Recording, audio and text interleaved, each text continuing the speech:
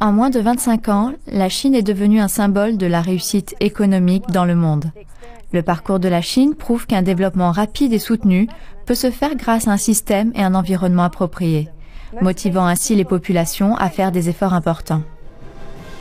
Au cours des 20 dernières années, le taux de croissance annuel de la Chine était de 8% en moyenne et sa production double tous les 10 ans, ce qui place la Chine parmi les pays qui se développent le plus rapidement de l'histoire. Le pays se targue d'avoir une importante réserve en devises étrangères de 400 milliards de dollars, la deuxième plus grande au monde. Grâce à cette réserve, la Chine a réussi à se protéger contre l'impact de la crise économique mondiale et à tracer le chemin pour de nouvelles réformes. Cependant, un tel succès ne garantit pas que tout se passe en douceur dans le futur. La transformation du système économique chinois n'est pas encore aboutie et la Chine affronte maintenant des défis de taille. Dans cette émission et les prochaines, nous nous intéresserons aux problèmes des vieilles industries, des travailleurs et enfin des ressources que l'on trouve dans le nord-est du pays. Le nord-est du pays, qui comprend les provinces du Heilongjiang, du Jilin et du Liaoning, occupe une surface de plus d'1 million de kilomètres carrés et compte une population de plus de 90 millions d'habitants composée de 49 minorités. On y trouve beaucoup de Mandchous et de Coréens, cohabitant avec la majorité Han. La région bénéficie d'un climat continental modéré avec 4 saisons bien distinctes. En hiver, la région est particulièrement belle sous la neige.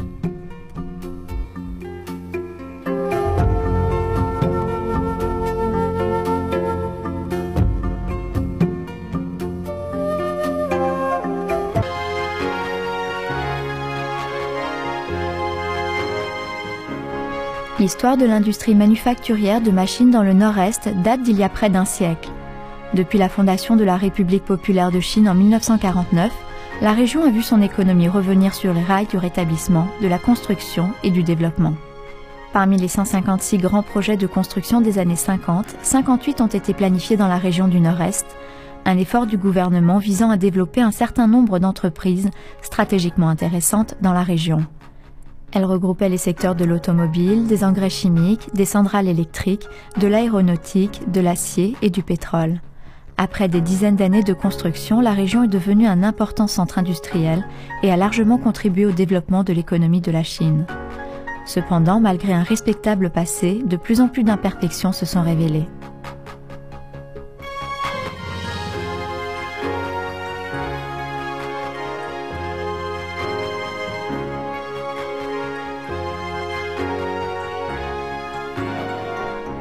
Au début des années 90, le niveau de développement de l'industrie dans le nord-est commence à ralentir.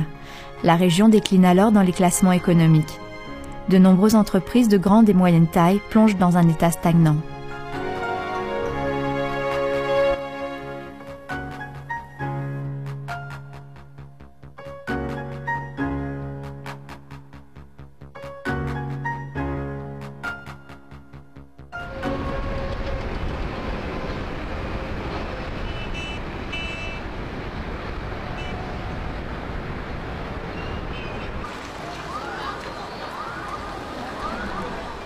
Voici la gare de la ville de Shenyang.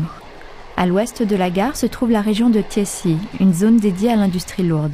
En 1986, la première faillite d'une entreprise publique touche la région. Les années suivantes, les rapports concernant les faillites et les licenciements ne semblent plus en finir dans tout le nord-est. À présent, un tiers des 178 moyennes et grandes entreprises dans la région du Tiexi ont arrêté partiellement ou complètement leur production. Ces problèmes ont attiré l'attention du gouvernement en 2003, qui a proposé un projet baptisé Revitaliser le Nord-Est pour pallier aux problèmes rencontrés dans la région. 中央做出了振兴东北地区等老工业基地的战略决策，对于吉林省来讲是一个难得的发展机遇。吉林省啊是一个老工业基地，也就是说呢，在历史上曾经啊起到工业基地的作用，但是目前呢不适应改革开放的需要，进一步发展呢还有很多困难和障碍。那么我们理解呢，就是振兴啊老工业基地，首先呢就是要进行2次创业。过去曾经有过辉煌，现在需要继续续写辉煌啊。那么呢，把老工业基地这个“老”字啊变成一个新工业基地。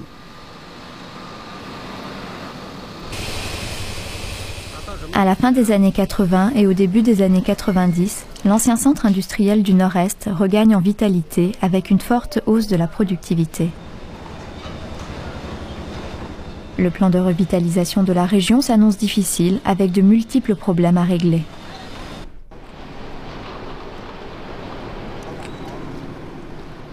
La Chine avait un vrai retard économique en 1949 quand le pays a été fondé. Pour développer l'économie plus rapidement, le gouvernement chinois a mis en place une économie planifiée dans le Nord-Est. Dans ce cadre, au-delà de l'industrie, les grandes entreprises publiques devaient également fournir certains services d'ordre social censés être fournis par le gouvernement. 一众集团公司这样的国有老企业，从这个叫做50年开始建厂，600年建成。那么它现在这个社会包袱这一块有学校、医院，还有是生活服务、公安等等这些东西都比较全。每年这一块工厂为了这一块维持这一块的正常运转，需要补贴6000万左右，这是一块很沉重的包袱。你不解决的问题。 一众集团公司还不是一个真正的企业。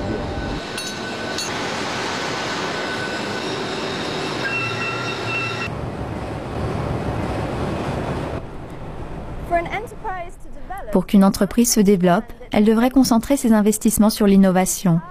Pour Qiqihar, une ville où les entreprises publiques comptent pour 85%, réformer est crucial pour un développement soutenu des vieilles industries.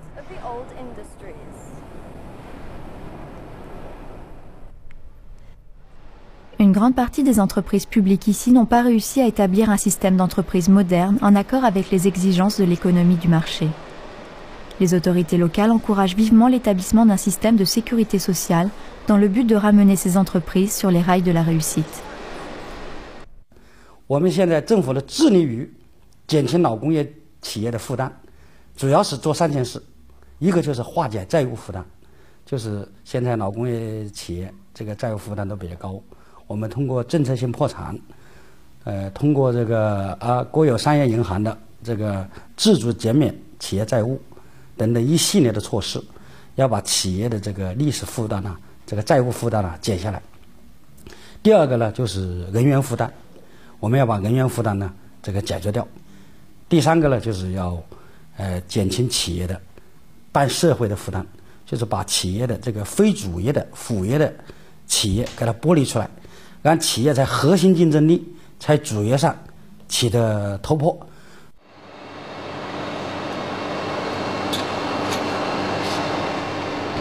这是我们厂最大的重型装配一个基地，主要是装配大中型的数控立车卧车，啊，这台呢就是我们自制的。 Les usines de machines-outils numéro 1 et numéro 2 de Qiqihar, qui fournissent 1/6 des machines-outils de taille moyenne en Chine, ont été témoins d'une augmentation de la concurrence et du développement rapide grâce à un renforcement de la recherche indépendante et la conception de son propre équipement. 最大的变化就是工资的收入和这个职工的平均生活已经提高了，大幅度提高。这5年来讲，就是从700到1000到1500。 最后达到2000块钱水平，应该说是比较对老百姓来说吧，应该说是非常高的，大伙儿也非常满意，关键转变的也非常快。 La ville de Harbin est caractérisée par ses bâtiments de type européen. Une ville romantique qui allie musique, art et bière l'été, c'est aussi une ville industrialisée.